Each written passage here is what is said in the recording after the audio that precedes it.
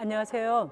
저는 서울 양재동에 위치한 햇불 트리니티 신학대학원 대학교의 전 총장을 역임하고 지금 교회사를 가르치고 있는 이정숙 교수입니다. 두란노 성경교실에서 그 말씀 그 사람이라는 저 나름의 제목을 가지고 교회사에 나오는 아주 중요한 인물들 또 귀한 인물들을 소개해 드리고 있습니다.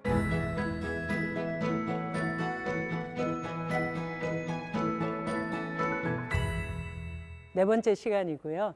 네 번째 시간의 말씀은 마태복음 11장 28절, 29절이고요. 그 사람은 메리 컬러 화이트라는 선교사님이십니다. 아마 처음 들어보시는 경우가 많을 거예요. 좀 한국 교회사를 아주 관심 있게 읽었다 하는 분들이 읽으셨을 수도 있고요. 그러나 기억까지 하기는 쉽지 않은 그런 인물입니다. 저도 이제 사실 한국교회사 오래 읽었지만 이분에 대해서 한 번도 제대로 관심을 가졌던 적이 없습니다. 2006년이 될 때까지요. 근데 2006년이 되었을 때 제가 이제 한국교회사 학회라는 곳에 속해 있는데 한국교회사 학회와 한국 복음주의 역사신학회라는 데가 또 있어요. 두 개의 교회사학자들이 모여서 만든 학회지요. 이 두 학회가 공동으로 2007년, 즉 평양 대부흥운동 100주년 기념 2007년도 기념학회를 준비하게 됐어요. 근데 그렇게 준비하면서 우리가 어떤 내용들을 학회에서 논문으로 연구 발표하면 좋을까 이제 그런 의논을 하게 됐죠. 이제 임원들이 의논하고 됐는데 2006년이었습니다. 그게 그래서 이것저것 이제 중요한 논문 주제들을 저희들이 얘기하고 있었습니다. 근데 이제 그 임원 중에 한 분이 저에게 이 꼭 여성에 관한 게 들어가면 좋겠다. 평양 대부흥운동 하면 뭐 교회가 어떻게 했고 또 주요 인물이 어떤 사람도 있었는데 여성에 관한 얘기가 너무 없다. 그러니까 여성에 관한 연구를 한 꼭지 넣자. 이제 이렇게 얘기를 하시더라고요. 그러면서 뭐 임원들이 저밖에 없었으니까 여자가 저한테 이정숙 교수가 그걸 맡아주면 어떻겠냐 이렇게 얘기하시더라고요. 그래서 저는 이제 관심은 굉장히 많았어요. 그렇지만 이제 제가 굉장히 걱정되는 건 여성에 관한 건 별로 자료가 없거든요. 그리고 저는 이제 한국교회사가 1차 전공이 아닙니다. 그래서 그것도 굉장히 조심스러웠어요. 그래서 그 교수님에게 그러면 저한테 그걸 좀 얘기해 주시면 어떻겠냐, 제안을 해 주시면 어떻겠냐 그랬더니 메리 컬러 화이트 선교사를 연구해 주면 좋겠다는 거예요. 그게 한국 교회사가들에게도 도움이 될 것 같다고 그렇게 얘기하셨어요.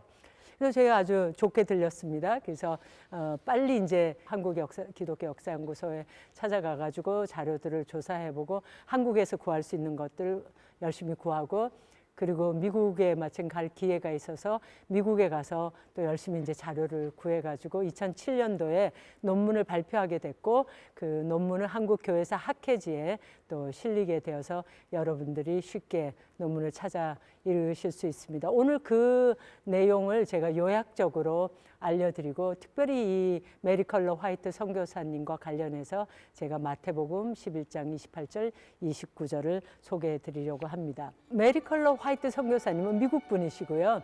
이분은 1875년 미국의 조지아주라고 생각나십니까? 헬이라는 곳에서 태어나셔서 호켄스빌이라는 동네에서 자라셨습니다. 그래서 지금도 여러분 호켄스빌이라는 곳에 가실 수 있다라면 이 방송을 만약에 미국에서 보고 또 조지아 아틀란타에서 보고 계신다면 한번 찾아가 보시고 저는 소원 중에 하나가 이 호켄스빌 제일감리교회를 가는 건데요. 이 교회에서 자라나셨고 나중에 그 교회에 파송을 받게 되시죠. 근데 이분은 원래 대학에서 미술을 전공하셨어요. 그래서 자기가 이제 미술을 계속 할 줄 알았지만 말씀을 공부하고 교회 생활하는 가운데 세상이 필요로 하는 것은 미술이 아니라 그림이 아니라 영혼을 구원하는 것이다. 이런 도전을 받게 됐어요. 그래서 미술을 그만두고 이분이 그 당시에 이제 여자들은 신학교를 가지 않던 때인데요. 여자들을 위해서 그런 이제 사역에 관심 있는 사람, 선교에 관심 있는 사람, 스카렛 성서 및 사역 훈련 학교 그런 게 있었어요. 그래서 이제 그곳으로 가서 공부도 하시고 훈련을 주로 받아서 결국 선교사로 파송을 받게 됩니다. 그래서 이 호킨스빌 제일감리교회 후원을 받아서 1901년에 중국으로 파송을 받게 되는데요. 저는 아직 못 가봤는데 여러분들 중에서는 아마 가보신 분들이 많을 것 같아요. 소주 항주라고요. 상해에서 멀지 않은 곳이죠. 천국 밑에 소주 항주가 있다, 뭐 그럴 정도로 아름다운 곳으로 알려진 곳인데 그곳에 파송받아 가게 됩니다. 거기는 이제 미국 감리교회, 특별히 남감리교회가 거점으로 하고 있던 그런 선교 지역이었고, 이분은 이제 당시에 당연히 싱글로 가셨고 돌아가실 때까지 싱글 여자 선교사님이셨습니다.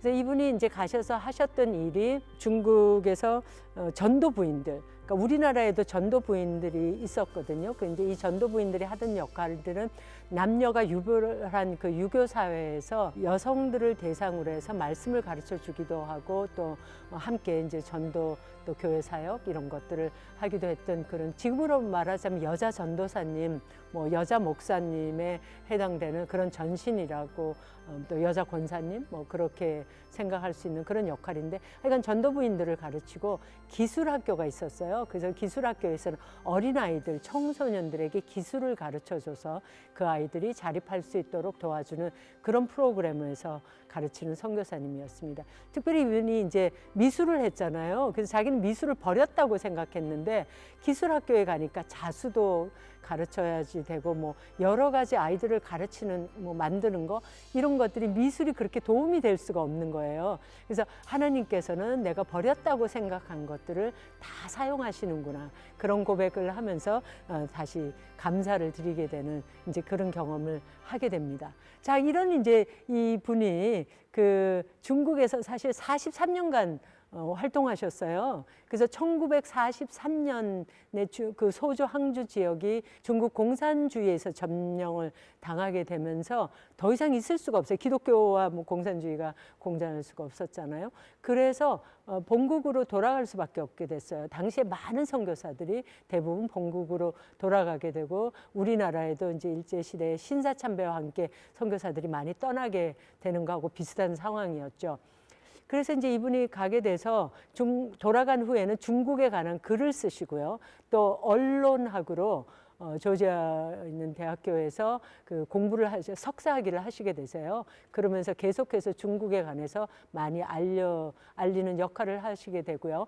1951년이 되셨을 때에 이분이 이제 그 교회에서 계속 사역하셨기 때문에 그 교인들이 굉장히 감사해가지고 이분을 위해서 교회가 새롭게 이제 증축할 때에 소예배당을 만들어 주세요. 그래서 메리 컬러 화이트 채플, 그런 이름을 붙이게 되는데, 여러분들이 이제 사진으로 보게 되시는 게 바로 그때 이 메리 컬러 화이트 선교사님이 연설도 하시고 또 교회 채플의 모습, 이런 걸 여러분들이 보실 수가 있습니다. 이분이 1973년까지 사셨어요. 그러니까 돌아가실 때 연세가 98세셨거든요. 굉장히 장수하셨죠. 그래서 참 감사한 생을 사셨는데요. 자, 그러면 이분이 중국 선교사를 했잖아요. 미국 선교사로 중국에서 활동한 선교사셨잖아요. 근데 도대체 한국하고 무슨 상관이 있는가? 제가 이분을 연구하게 된 계기가 평양 대부흥 운동 때문이라 그랬잖아요. 자, 이제부터 그 얘기를 할 거예요. 이분이 1901년에 중국으로 가게 됐는데 1903년에 원산으로 휴가를 가시게 되세요. 그러니까 당시에 미국 감리교 법에 의하면, 그러니까 선교사들에 관련된 여러 가지 법령 뭐 그런 것들에 의하면 선교사들은 다 1년에 한 달간 휴가를 가져야 했고요. 그리고 휴가 시에는 가능하면 사역지에서 완전히, 그런 표현이 있어요. 완전히 떠나야 한다, 이런 규정이 있었습니다. 그래서 그것에 의해서 이분이 이제 선교지를 떠나서 휴가를 가게 되었는데 1903년 여름에. 근데 어디를 갈 것이냐? 보통은 당시에 이 소주 항저가 좀 남쪽이잖아요. 그 조금 시원한 북쪽으로, 중국 북쪽으로 많이 갔다고 그래요. 글로 가실 수도 있는데 이분이 특별히 원산을 택하셨어요. 그렇게 했던 이유는 당시 스카렛 그 성서 및 훈련학교, 미국에서 선교사 파송 전에 다녔던 훈련학교 있었잖아요. 거기에서 같이 훈련받았던 선교사들이 한국으로도, 당시 조선이죠, 조선으로 오기도 하고 중국으로 가기도 하고 뭐 일본으로 가기도 하고 그랬겠죠. 근데 이 사람들이 좀 함께 모일 수 있는 곳을 생각했던 것 같아요. 근데 원산이 당시에 아주 경치가 좋기로 유명한 곳이었습니다. 명사십리 뭐 이런 것도 있고. 그래서 원산으로 모였던 것 같아요. 그래서 원산에 가서 이분들이 이제 여기저기에서 온 선교사들이 만나게 되었는데, 만나서 회포를 풀고 얼마나 좋으셨겠어요. 여자 선교사님들이 오랜만에 수다를 또 떨고 맛있는 것도 드셨겠죠. 이제 그렇게 하셨을 것 같습니다. 근데 이분들이 단순히 수다만 떨지 않으셨고요, 회포만 풀지 않으셨어요. 이분들이 모여가지고 이 경건한 여자 선교사들이 우리가 이렇게 함께 모였을 때 말씀을 함께 공부하고 또 함께 기도하자, 이렇게 해가지고 일종의 당시 한국식으로 말하면 사경회를 하신 거예요. 사경회라는 것은 오늘날의 부흥회에 해당되는 거예요. 그래서 제가 어릴 때만 해도 사경회라는 표현을 썼었어요. 그래서 교회에 새벽에도 가고 아침에도 가고 저녁에도 가고 성경을 굉장히 열심히 공부하고요. 또 저녁에는 특별히 이제 굉장히 강력한 그런 부흥 집회, 기도 집회 이렇게를 하지만 말씀을 공부하고 그리고 기도하는 것, 그런 것을 함께 하는 것이 사경회라는 것이었고, 이 사경회가 어디에서 한다 이러면 사람들이 전국에서 그곳으로 모여가던 그런 전통이 있었습니다. 그래서 이제 이분들이 모여가지고 휴가 때 놀면 되지. 그는 사경회, 나름의 사경회를 하신 거예요. 근데 이 사경회를 인도할 사람을 초청했는데 그때 오신 분이 로버트 하디 선교사예요. 여러분들 사진에서 보시는 하디 선교사님이 오셨는데, 이 하디 선교사님은 출신이 캐나다예요. 캐나다였고, 이분이 캐나다에서 아주 좋은 대학교에서 의학을 공부하셔갖고 의사셨어요. 의사 선교사로 한국에 오셔서 사역을 하셨는데, 처음에는 독립 선교사로 오셨다가 미국 남감리교 선교사가 됩니다. 그러니까 이 감리교 선교사들이 많았으니까 이분이 초대되어 온 것이 굉장히 자연스럽다고 할 수 있죠. 그래서 이 경건한 여자 선교사들하고 이 하디 선교사님이 말씀을 나누고 함께 기도하고 하는 중에 정말 부흥이 일어났어요. 근데 누구보다도 이 하디 선교사님에게 엄청난 부흥의 역사가 있었습니다. 그래서 이 하디 선교사님은 이 때를 계기로 해가지고요, 그 주가 한 주간의 이런 그 사경회가 끝나고 나서 주일날 교회로 돌아가가지고 교인들 앞에서 회개를 합니다. 여기서 이 회개의 내용은 어떤 거냐 하면, 내가 이때까지 선교사로 왔다고 여러분들 앞에서 너무 잘난 척을 많이 했다. 내가 이렇게 먼 땅에서 와서, 그래서 내가 여러분들 앞에 이렇게 열심히 선교하고 있는데 여러분은 왜 이렇게 안 따라와 주느냐. 이제 이런 그 태도를 내가 갖고 있었다. 솔직히 내가 그랬다. 이제 이런 걸 회개하기 시작한 겁니다. 이거를 이제 좀 전문적인 용어로 하면 선교사들이 이런 걸 갖고 있는 양대인 자세라고 해요. 양은 서양할 때 그 바다 대양할 때 양자인데, 대인이라는 건 큰 사람이란 뜻이죠. 그러니까 이 바다 넘어서 온 서양의 사람들이 더 대인이다, 큰 사람들이다, 더 위대한 사람들이다, 그런 의미를 갖고 있는 거죠. 그러니까 이런 양대인의 자세, 우리가 너희에게 줄 것이 많다, 이런 태도죠. 요즘에는 그런 자세를 이제 가장 선교사들의 맹점으로 얘기하고 있습니다. 근데 하여간 그 당시만 해도 그런 것들이 좀 통하던 때이기도 했고요. 자연스럽게 서양 선교사들 간에 그런 태도가 있었습니다. 그래서 그런 말들이 공공연하게 있을 정도로 양대인 자세를 가졌던 것을 회개했던 것입니다. 근데 제가 생각해 보면 이것이 양대인 자세를 가진 선교사들의 문제들도 있었겠지만, 한국 기독교인, 당시 조선의 기독교인들도 선교사들이 이런 자세를 가지게끔 하는데 기여했다라고 저는 또 생각하게 됩니다. 왜냐하면 당시에 그리스도인들은 그때뿐만은 아니에요. 지금도 선교지에서 사실은 많이 일어나고 있는 일인데, 당시 그리스도인들을, 한국의 조선의 그리스도인들을 가르쳐서 선교사들을 라이스 크리스찬들이라고 그렇게 불렀어요. 라이스는 쌀이란 말이죠. RIC, 쌀이잖아요. 그 크리스찬, 쌀 크리스찬이에요. 그럼 쌀 크리스찬이 무슨 말? 쌀 신자, 무슨 말이냐? 쌀을 얻기 위해서 교회에 오는 사람들이다, 이런 말이죠. 여기서 쌀이라는 말은 꼭 쌀만을 얘기하는 건 아니죠. 물질적인 혜택을 얻기 위해서, 도움을 얻기 위해서 오는 사람들이다. 그러니까 그리스도인의 신자라고 교회에 오기는 오지만 관심은 딴 데 있다는 그런 얘기를 하는 거죠.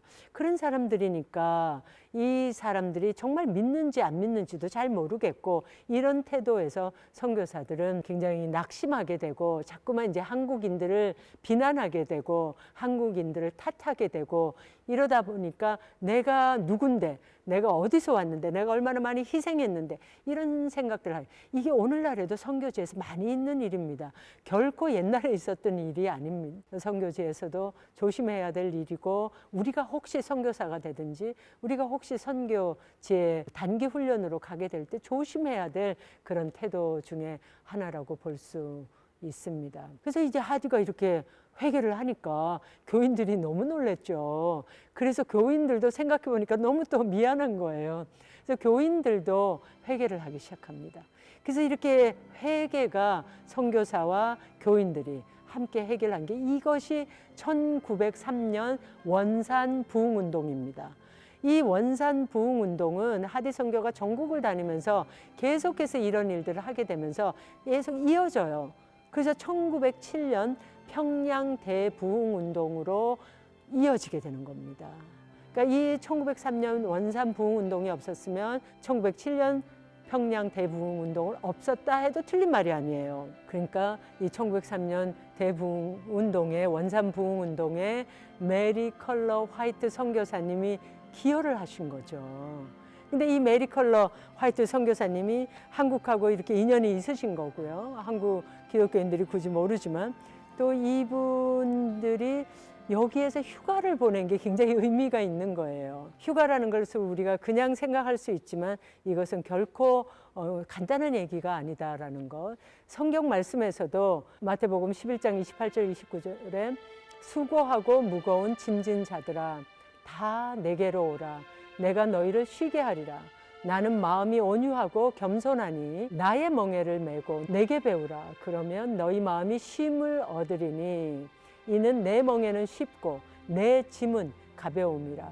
우리가 살면서 얼마나 멍에가 많아요? 얼마나 짐이 많아요? 근데 예수님께서는 내 멍에를 메고 내게로 오라. 내게 오는 것이 참 쉼이다. 이런 가르침을 주시는 거예요. 그래서 쉬라고 하시는 거예요. 선교를 하든 목회를 하든 그냥 일터에서 열심히 일하시든 쉬어야지 되는 거예요. 근데 1차적으로는 우리가 안식일에 쉬어야 돼요. 하나님께서도 우리 세상을 창조하시고 안식하셨어요. 그 하나님께서도 졸지도 않으시고 주무시지도 않으시는 그 하나님께서도 안식하셨고, 우리를 가르쳐서 사계명의 안식일을 지키라고, 안식일을 지키는 것이 복 있다라고 말씀하셨어요. 그래서 우리에게 안식이 너무나 중요하다는 것을 얘기해 주고 있습니다. 이 메리 컬러 화이트 선교사님이요, 선교 보고에서 얘기하신 게 참 뜻깊어요. 제가 그거 원문 그대로 읽어드릴게요. 한 해를 돌이켜보며 1903년을 돌이켜보는 거예요. 한국에서 보낸 즐거웠던 휴가를 뺄 수가 없다. 이거 지금 중국에서 얘기하시는 거예요. 한국에서 나는 미국에서 함께 일하던 또 사랑했던 사람들의 얼굴을 보고 그들과 하나님의 일들을 이야기하고 새로운 친구들을 사귀고 하나님께서 우리에게 매우 가까이 다가오신 집회를 통하여 영적으로 상승되고 이 땅의 교회들에게 주어진 영광스러운 기회를 보고 수많은 산들과 빛나는 바다로부터 건강을 들여 마시는 특권을 누릴 수 있었다. 이 모든 것들을 인해 하나님께 감사합니다. 이렇게 보고서를 맺고 있습니다. 쉼이라는 것은 정말 중요합니다. 근데 쉬는 것이 하나님 안에서 쉴 줄 알아야 돼요. 우리가 안식일에 관한 규정을 보게 되면은 하나님께서 안식일을 거룩하게 하라 하셨고 그 안식일에 쉬라고 하셨어요.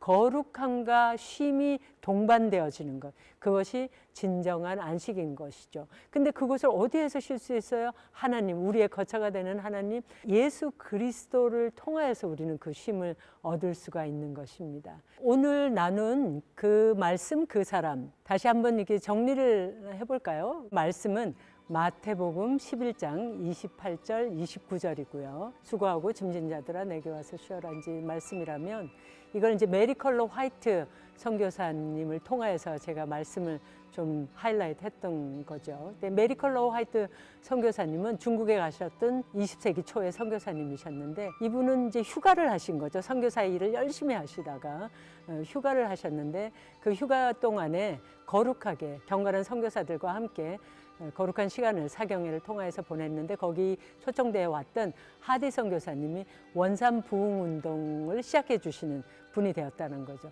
하나님 안에서 결코 어떤 것도 우연히 일어나지 않고 또 우리의 쉼조차도 다 하나님의 부흥의 시작이 되어 준다라는 그런 얘기를 나누고자 했습니다. 그래서 하디 선교사님의 이 회개가 원산 부흥 운동의 시작이 되었고 계속해서 이어져서 1907년 평양 대부흥 운동으로 일어났고 또 그 부흥 운동은 한국 교회가 일제 시대에 그 험난한 시대를 이겨나갈 수 있는 힘이 되었고 지금 이때까지 우리 한국 교회의 부흥을 이어나가고 한국 교회가 이젠 선교의 대국으로 선교의 선진국으로 나아갈 수 있는 그런 초석을 만들어 주셨다는 점에서 정말 위대한 시작이었다고 생각하게 됩니다. 그래서 우리의 쉼조차도 사용하시는 하나님 감사를 드리고 또 우리가 쉼을 결코 무시하지 않고 우리 삶 가운데서 아주 중요한 부분으로 받아들이는 그런 그리스도인, 예수 그리스도 안에서 쉬는 쉴 줄 아는 그런 그리스도인이 우리 모두가 다 되기를 축복합니다. 여러분 굉장히 우리가 바쁘게 사는데요. 우리의 일터에서 우리의 가정에서 날마다 바빠요. 정말 왜 그렇게 바쁜지 모르겠어요. 근데 우리가 늘 명심해야 됩니다. 쉼은 바로 창조의 원리에 속합니다. 창조의 질서에 속하는 것이 쉼입니다. 그래서 쉼의 시간을 확보해야지 되고 쉴 때 우리가 예수 그리스도 안에서 쉬어야 합니다. 그래야지 온전한 쉼을 경험하실 수 있고 우리가 정말 그리스도인으로서 풍성한 축복을 또한 누릴 수 있는 것입니다. 축복이 넘치시고 또 쉼 때문에 축복이 넘치는 그런 시간들이 되기를 또한 축복합니다. 감사드립니다.